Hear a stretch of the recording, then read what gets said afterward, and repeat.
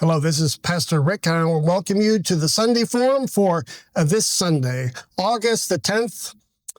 We haven't done videos for a couple weeks, so I'm excited to get back in the saddle. And we've got something exciting, a series called By Request. We've asked you in the congregation to fill out a card with any topic or any biblical text you would like us, Pastor Lydia or me, to preach on.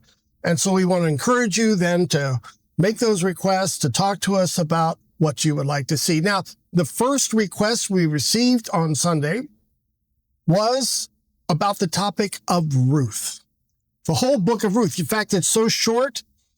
In preparation for Sunday, you can read the whole book of Ruth. It's a great story. Many of you know this story already. But to help review, we want to show this 8-minute clip from the Bible Project that summarizes the whole book of Ruth. Watch this. You're going to enjoy it, and it will help you to prepare for the sermon on Sunday. Enjoy. The Book of Ruth. It's a brilliant work of theological art, and it invites us to reflect on the question of how God is involved in the day-to-day joys and hardships of our lives. There are three main characters in the book: Naomi, the widow, Ruth, the Moabite, and Boaz, the Israelite farmer. And their story is told in 4 chapters that are beautifully designed. Let's just dive in and see how this all unfolds. Chapter 1 opens with this line, "In the days when the judges ruled." And it reminds us of the very dark and difficult days from the book of Judges. And here we meet an Israelite family in Bethlehem, struggling to survive through a famine. And so in search of food, they move on to the land of Moab, Israel's ancient enemy. And there the father of the family dies, and the sons marry 2 Moabite women, Ruth and Orpah. And then the sons, they die too. And so they leave only Naomi and these new daughters-in-law. And so Naomi, she has no reason to stay anymore. And so she tells her new daughters-in-law that she's moving back home.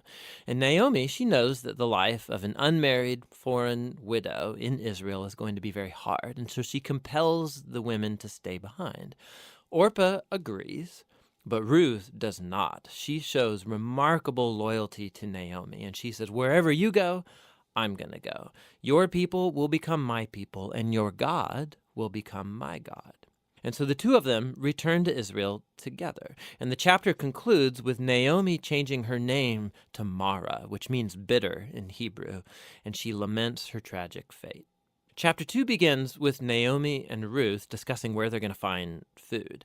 And it just so happens to be the beginning of the barley harvest. And so Ruth goes out to look for food, and it just so happens that she ends up picking grain in the field of a man named Boaz, who just so happens to be Naomi's relative. We're told that Boaz is a man of noble character, and he notices Ruth. And so after finding out more about her story, he shows remarkable generosity to her. He makes these special provisions so that the immigrant Ruth can gather grain in his field.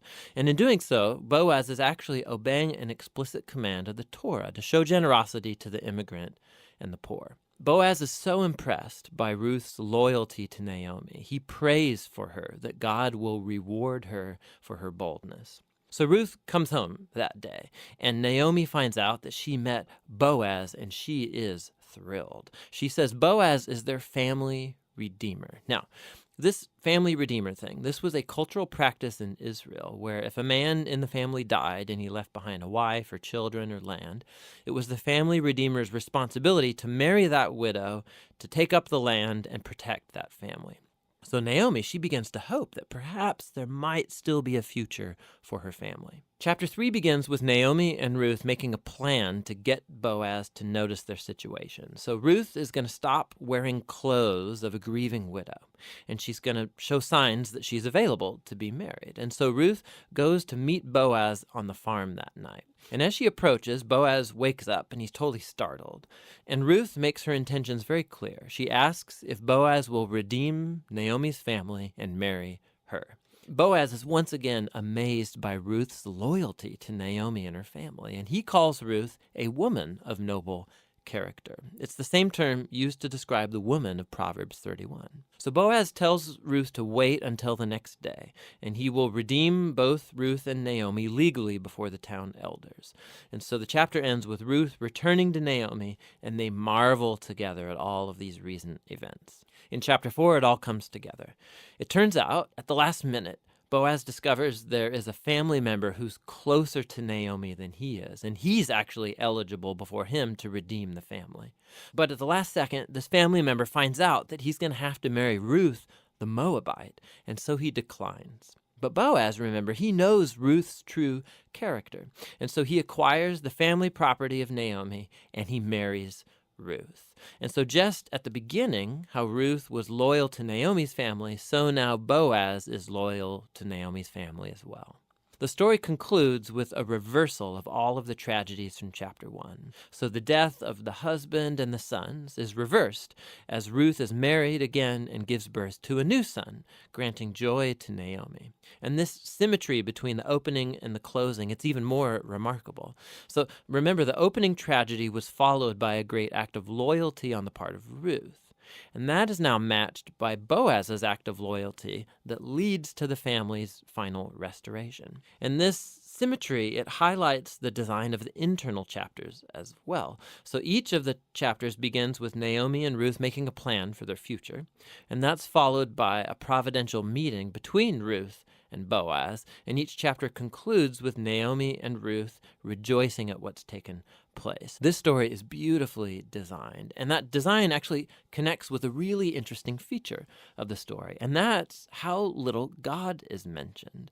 Right? The characters talk about God a few times, but the narrator actually never once mentions God doing anything directly in the story, and that's its brilliance.